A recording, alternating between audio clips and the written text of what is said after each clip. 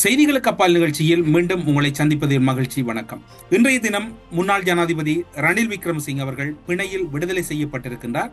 அவருடைய பிணை வழங்கப்படுமா அல்லது வழங்கப்படாதா என்கின்ற வாத பிரதிவாதங்கள் ஒரு புறம், அவருக்கு நிச்சயமாக பிணை வழங்கப்படும் என்கின்ற வாத பிரதிவாதங்கள் மறுபுறமும் நடந்து கொண்டிருந்த சூழ்நிலையில் நீதிமன்றம் தன்னுடைய நியாயாதிக்கத்துக்குட்பட்டு நீதிமன்ற வரையறைகளுக்குட்பட்டு பிணை வழங்கி இருக்கின்றது ரணில் விக்ரமசிங்கே அவர்களுக்கு. இந்த பிணை தொடர்பில் பல விடயங்கள் பேசப்பட்டுக் கொண்டிருக்கின்றன. சில விடயங்கள், தெரியாத விடயங்கள் மிக நெருக்கமாக பேசப்படுகின்றன. குற்றத்தடுப்பு புலனாய்வு பிரிவின் திணைக்களகத்தால் கைது செய்யப்பட்டு விளக்கமறியல் வைக்கப்பட்டிருந்த ரணில் விக்ரமசிங்கே அவர்களுக்கான பிணையை நீதிமன்றம் உறுதி செய்திருக்கின்றது. இதேவேளை கடந்த 22ஆம் தேதி அரச நிதியை தவறாக பயன்படுத்தினார் என்கின்ற குற்றச்சாட்டின் அடிப்படையில் தான் அவருடைய கைது இடம்பெற்றிருந்தது. பொது சொத்துக்கள் சட்டத்தின் கீழ் அவர் கைது செய்யப்பட்டு விளக்கமறியல் வைக்கப்பட்டு இருந்தார். அவர் சார்பில் அவருடைய சட்டத்தரணிகள் ஆஜரான அதே வேளையில் அவருக்கு எதிராக குற்றத்தடுப்பு புலனாய்வு பிரிவினுடைய சார்பில் பிரதி சொலிசிட்டர் ஜெனரல் திலிப்ப பீரிஸ் அவர்கள் ஆஜராகி இருந்தார். வாத பிரதிவாதங்கள் ஒரு கட்டத்தில் மிகவும் இறுக்கமடைந்திருந்தது. வளமை போன்று நாங்கள் இதற்கு முன்னர் குறிப்பிட்டது போன்று மேலதிக சொலிசிட்டர் ஜெனரல் திலிப்ப பீரிஸ் அவர்கள் தன்னுடைய வாதத்தை கடந்த முறை நீதிமன்றத்திலே முன்வைத்த வாதத்தை போன்று பொது சொத்து சட்டத்தின் கீழ் குறித்த சந்தேக நபர் கைது செய்யப்பட்டிருப்பதனால், குற்றச்சாட்டுகள் உள்ளதனால் அவர் பிணை வழங்க முடியாது, அவரை நீதிமன்றம் தடுத்து வைத்து விசாரிக்க வேண்டும் என்கின்ற வாதத்தை முன்வைத்தார். பிணை வழங்க அவருக்கான விசேட சூழ்நிலைகள் எதுவும் இல்லை என்ற சூழ்நிலை அவரால் வெளிப்படுத்தப்பட்டது. இதுதான் அங்கு முக்கியமான வாதமாக இருந்தது. பிணை வழங்குவதற்கான விசேடமான சூழ்நிலைகள் எதுவும் இல்லை என்ற போதுதான் அந்த வாதம் சற்று மாற்றம் அடைந்து அடுத்த கட்டத்தை நோக்கி நகர்கின்றது. அந்த இடத்தில் தான் மிக முக்கியமான கருத்துக்கள் முன்வைக்கப்பட்டிருந்தன. கடந்த முறை போன்று கடுமையான எதிர்ப்பினை வெளியிட்டார் ரணில் விக்ரமசிங்கே அவர்களுக்கான பிணை வழங்கக்கூடாது என்று மேலதிக சொலிசிட்டர் ஜெனரல் திலிப்ப பீரிஸ் அவர்கள். முன்னாள் ஜனாதிபதி ரணில் விக்ரமசிங்கே சார்பில் ஆஜரான ஜனாதிபதி சட்டத்தரணிகளான திலக் பாரப்பன, அனுஜ பிரேமரத்ன, உப்புல் ஜெயசூரிய போன்றவர்கள் தங்களுடைய வாதத்தையும் அங்கு அவர்கள் கடுமையாக முன்வைத்தார்கள். அவருடைய வாதம் ஒன்றாகத்தான் இருந்தது. ரணில் விக்ரமசிங்கவின் உடல்நிலை தொடர்பில் தான் அவருடைய வாதமாகவும் விண்ணப்பமாகவும் இருந்தது. ஜனாதிபதி சட்டத்தரணி அனுஜ பிரேமரத்ன அவர்கள் கடந்த 22ஆம் தேதியும் கூட ரணில் விக்ரமசிங்கே அவர்களுக்கு பிணை வேண்டும், அவர் நோய் தொடர்பில் இருக்கக்கூடிய கூற்றுக்களையே அங்கு முன்வைத்திருந்தார். அவ்வேளையில் தான் மேலதிக சொலிசிட்டர் ஜெனரல் திலிப்ப பீரிஸ் அவர்கள் நிராகரித்தமையானது எப்படி இருந்தது என்றால், பிணை வழங்கக்கூடிய விசேட சூழ்நிலைகள் இல்லை அல்லது அவருக்கு தொடர்பில் கூறப்படுகின்ற நோய்கள் தொடர்பில் முறையான ஆதாரங்களை நீதிமன்றத்தில் சமர்ப்பிக்கவில்லை அல்லது சமர்ப்பிப்பதற்கான சாத்தியங்கள் குறைவாக இருக்கின்றது என்கின்ற வாதத்தை அன்று மேலதிக சொலிசிட்டர் ஜெனரல் திலிப்ப பீரிஸ் அவர்கள் முன்வைத்தார். இன்று அனுஜ பிரேமரத்ன அவர்கள், தற்போது முன்னாள் ஜனாதிபதி ரணில் விக்ரமசிங்கே அவர்கள் அவசர சிகிச்சை பிரிவில் கொழும்பு தேசிய வைத்தியசாலையில் இருப்பதனால் கொழும்பு தேசிய வைத்தியசாலையின் பணிப்பாளர் அவர் தொடர்பாக நேற்று முன்தினமெல்லாம் தொடர்ச்சியாக அவருடைய உடல்நிலை குறித்து செய்திகளை வெளியிட்டுக் கொண்டிருந்தார். அவருடைய உடல்நிலை குறித்து ஊடகங்களுக்கு தெரிவித்த கருத்துக்களும் பலர் பார்த்திருப்பதற்கு வாய்ப்புகள் இருக்கின்றன. அந்த வகையில் ரணில் விக்ரமசிங்கவுக்கு இருக்கக்கூடிய நோய்கள் தொடர்பில் ஜனாதிபதி சட்டத்தரணி அனுஜ பிரேமரத்ன நீதிமன்றத்தில் சமர்ப்பித்த விண்ணப்பமானது, இதயத்தின் 4 வால்வுகளில் அடைப்புகள் ஏற்பட்டுள்ளன, அதில் ஒரு வால்வில் 100% அடைப்பு ஏற்பட்டுள்ளதனால் சத்திர சிகிச்சை செய்ய முடியாது, சிறுநீரக தொற்று, சோடியம் குறைபாடு உள்ளது, அதிக இரத்த அழுத்தம் மற்றும் நுரையீரல் தொற்று உள்ளிட்ட பிரச்சனைகள் உண்டு, நோய் எதிர்ப்பு சக்தியும் மிக மிக குறைவாக இருக்கின்றது. இதனால் ரணிலுக்கு பாரிய உயிராபத்து, அவரது உடல்நிலை பாரதூரமானதாக உள்ளது. அதாவது ரணில் விக்ரமசிங்கவின் உடல்நிலை பாரதூரமானதாக உள்ளது. ஆகவே ரணில் விக்ரமசிங்கவின் உடல்நிலையை கருத்தில் கொண்டு அவருக்கான பிணை விண்ணப்பத்தை நீங்கள் ஏற்றுக்கொள்ள வேண்டும் என்கின்ற ஒரு வாதத்தை ரணில் விக்ரமசிங்கே சார்பில் ஆஜரான அனுஜ பிரேமரத்ன அவர்கள் நீதிமன்றத்தின் கவனத்துக்கு எடுத்துச் சென்றார். அதன் போது திலக் மாரப்பான அவர்களும் உப்புல் அவர்களும் அந்த வாதத்தை ஒருங்கு சேர அதற்கு ஆதரவாக தொடர் வாதத்தை முன்வைத்த போது திலிப்ப பீரிஸ் அவர்கள் தொடர் எதிர்ப்பினை வெளியிட்டுக் கொண்டிருந்தார். வாதம் சூடுபிடித்த போது ஒரு கட்டத்தில் அன்று நீதிமன்றத்தில் திலிப்ப பீரிஸ் அவர்கள் வழங்கிய அறிவுறுத்தலானது, பிணை வழங்கக்கூடிய விசேட சூழ்நிலைகள் எதுவும் ரணில் விக்ரமசிங்கவுக்கு இல்லை என்ற வாதம் அந்த இடத்திலே மீண்டும் திலக் மாரப்பானாவால் அந்த இடத்திலே வாதமாக மாற்றப்பட்ட போது அதனை அவதானித்த நீதிபதி அவர்கள் அனுஜ பிரேமரத்ன அவர்களின் சமர்ப்பணத்தின் படி ரணில் விக்ரமசிங்கவுக்கான இப்போது இருக்கக்கூடிய சூழ்நிலையில் அவர் பிணையில் செல்வதற்கு அனுமதிக்கலாம் என்கின்ற ஒரு நிலைப்பாட்டை நீதிபதி அவர்கள் எடுக்கின்றார். அந்த நிலைப்பாட்டின் அடிப்படையில் ரணில் விக்ரமசிங்கவுக்கான பிணை அனுமதிக்கப்படுகிறது. அவர் பிணையில் செல்வதற்கு அனுமதிக்கப்படுகிறார். சாதாரண பிணை அல்ல, நீதிமன்ற கட்டமைப்புகளுக்கு உட்பட்டு அல்லது நீதிமன்ற வரையறைகளுக்கு உட்பட்டு அவருக்கான பிணை உறுதிப்படுத்தப்படுகிறது. கோட்டை நீதவான் நீதிமன்றம் ஒரு நிபந்தனை முன்வைக்கின்றது.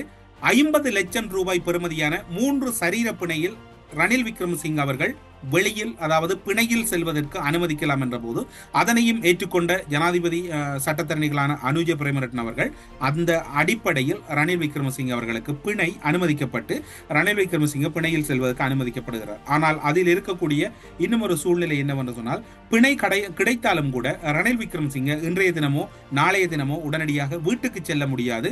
இன்னும் ஓரிரு தினங்கள் அவர் அவசர சிகிச்சை பிரிவில் இருக்க வேண்டும் என்கின்ற ஒரு தகவல் இப்போது மேலதிகமாக வெளியாகி இருக்கின்றது.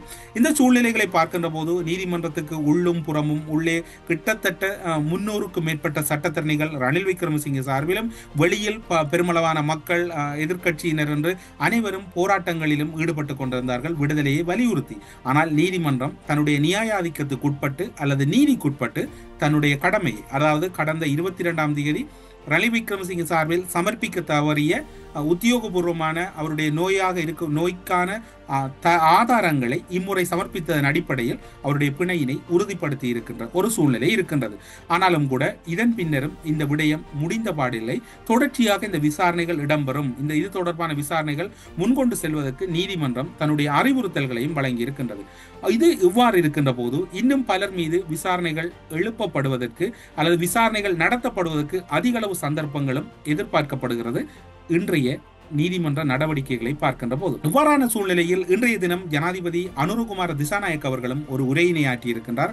ஊழல் குற்றவாளிகள் என நிரூபிக்கப்படுவர்கள் கடுமையான தண்டனை எதிர்கொள்வார்கள் என்பதை வலியுறுத்தி அனைத்து குடிமக்கள் மீதும் சட்டம் சமமாக நடைமுறைப்படுத்தப்படும்.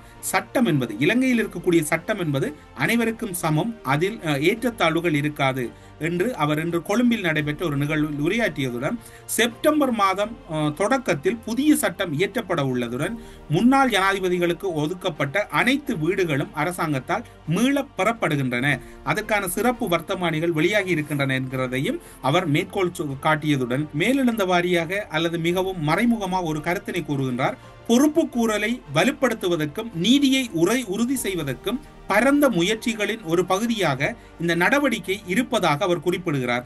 மேலும் எந்த ஒரு நபரும் தனது நிர்வாகத்தின் கீழ் சட்டத்துக்கு அப்பாற்பட்டவராக இருக்க மாட்டார்கள். சட்டத்துக்கு அப்பாற்பட்டவர்களாக யாரும் இலங்கையில் இல்லை. அது அரசில் இருக்கக்கூடியவர்களாக இருந்தாலும் சரி, எதிர்க்கட்சியில் இருக்கக்கூடியவராக இருந்தாலும் சரி, அனைவரும் சட்டத்துக்கு உட்பட்டவர்கள். அந்த சட்டத்துக்கு அப்பாற்பட்டவர்கள் அல்லது சிறப்புரிமைகள், சிறப்பு சலுகைகளை யாரும் பெற முடியாது என்கின்ற ஒரு கடுமையான ஒரு உத்தரவு என்பதை விட கடுமையான செய்தியை சொல்லி இருக்கின்றார். நாட்டில் இருக்கக்கூடிய குடிகளாக இருக்கலாம் அல்லது அரசியல்வாதிகளாக இருக்கலாம் அல்லது ஒரு வகையிலே அவர்கள் முதன்மையானவராக இருந்தாலும் சட்டம் அனைவருக்கும் சமம் என்பது இப்போது உறுதிப்படுத்தப்பட்டிருக்கிறது என்று கூறுகின்றதன் அடிப்படையில் பார்க்கின்ற போது ரணில் விக்ரமசிங்கவின் தடுப்பு காவல் உத்தரவு என்பது இப்போது கடந்து விட்டோம் என்று நினைத்தாலும் இனி வரப்போகின்ற நாட்களில் நேற்றைய தினம் குறிப்பிட்டது போன்று முன்னாள் ஜனாதிபதிகள் மைத்திரிபால சிறிசேன, கோட்டாபாய, சந்திரிகா பண்டாரநாயக்க குமாரதுங்க, மஹிந்த ராஜபக்ச போன்றவர்கள் கூட கைது செய்யப்பட்டு விசாரிக்கப்படுவதற்கு வாய்ப்புகள் அதிகமாக இருக்கலாம் என்று கூறப்படுகிறது. ரணில் விக்ரமசிங்க அவர்கள் நீதிமன்றத்துக்கு செல்லும் வரைக்கும் எல்லோரும் குறிப்பிடுகின்றார்கள் அவர் ஆரோக்கியமானவராக இருந்தார், அவர் நோய்வாய்ப்பட்டுவது அல்லது நோய் தாக்கத்துக்கு உள்ளாகியது குறைவு என்று கூறப்படுகிறது. ஆனால் ரணில் விக்ரமசிங்கவின் தனிப்பட்ட வைத்தியரின் கூற்றின்படி பார்க்கின்ற போது அவர் நோய்வாய்ப்பட்டிருந்தார் அல்லது நோய்க்கு தாக்கத்துக்கு உள்ளாகி இருந்தார் என்பது மட்டும் உறுதிப்படுத்தக்கூடியதாக இருக்கின்றது. எல்லாவற்றுக்கும் அப்பால் நீதிமன்ற வைத்தியசாலையிலிருந்து அவர் கொழும்பு தேசிய வைத்தியசாலைக்கு மாற்றப்படுகின்ற வகையில் நீதிமன்ற வைத்தியசாலையில் இருந்த வைத்தியர்கள் அந்த அளவு நிலைமை மோசமாக இருப்பதை உணர்ந்திருக்கிறார்கள் என்றும் பார்க்கின்ற போது முற்றுமுழுதாக ரணில் விக்ரமசிங்க அவர்கள் ஒரு ஆரோக்கியமானவராக இருந்திருப்பதற்கான வாய்ப்புகள் இல்லை என்றே கொழும்பில் கூறப்படுகிறது. எது எவ்வாறு இருந்தாலும் ரணில் விக்ரமசிங்கவை இன்று காப்பாற்றியது அல்லது இன்று பிணைக்கான உதவியாக இருந்தது ரணில் விக்ரமசிங்கவுக்கு உயிராபத்தான நோய்கள் இருப்பதாக அனுஜ பிரேமரட்ன அவர்கள் நீதிமன்றத்தில் வழங்கிய தகவல் தான் என்பதுதான் இங்கு கண்ணூடாக பார்க்கக்கூடியதாக இருக்கின்றது. மக்கள் மத்தியில் சமூக வலைத்தளங்களில் ஒரு விடயம் பேசப்படுகிறது. நாட்டினுடைய உயர்ந்தவர்கள் அல்லது முக்கிய பதவியில் இருந்தவர்கள் மீது இவ்வாறான கைதுகள் இடம்பெறுகின்ற போது அவர்கள் கூடுதலாக சிறைச்சாலையில் நேரத்தை கழிப்பதை விட உடனடியாக அவர்கள் சிறைச்சாலை வைத்தியசாலை அதன் பின்னர் கொழும்பு தேசிய வைத்தியசாலைக்கு மாற்றப்படுகிறார்கள்.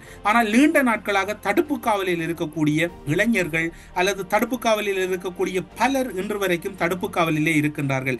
ஏன் போலீசார் இவர்கள் மீது மட்டும் அந்த தயவு தாட்சணியத்தை காட்டுவதில்லை?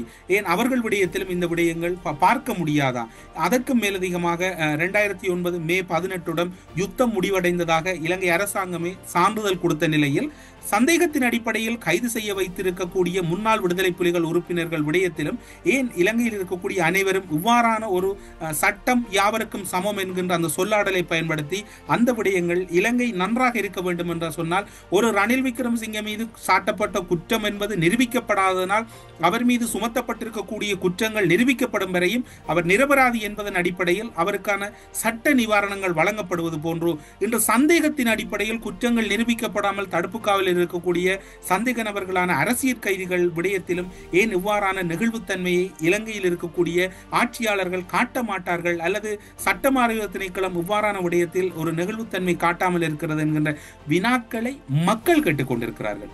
அதாவது சட்டத்துக்கு அப்பாற்பட்டவர்கள் யாரும் இல்லை என்று ஜனாதிபதி என்று கூறியதை மக்கள் அவர்களுக்கு தெரிந்த மொழிநடையில் எங்களுக்கும் இந்த நீதி வேண்டும், நிவாரணம் வேண்டும் என்று கூறுகின்றார்கள்.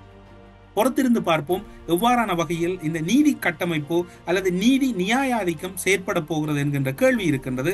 அதற்கு மேலதிகமாக இன்னும் ஒரு தகவல் இங்கு வதந்தியாக பரப்பப்பட்டது. இலங்கையில் இருக்கக்கூடிய பிரித்தானிய உயர்ஸ்தானிகர் இன்று இடம்பெறுகிற ரணில் விக்ரமசிங்கவின் வழக்கு நடவடிக்கைகளை பார்வையிட செல்வதாக அங்கிருக்கக்கூடிய சட்டத்தரணிகள், ரணில் விக்ரமசிங்க சார்புடைய ஒரு சில சட்டத்தரணிகள் கூறியதாக சமூக வலைத்தளங்களில் வெளியானது.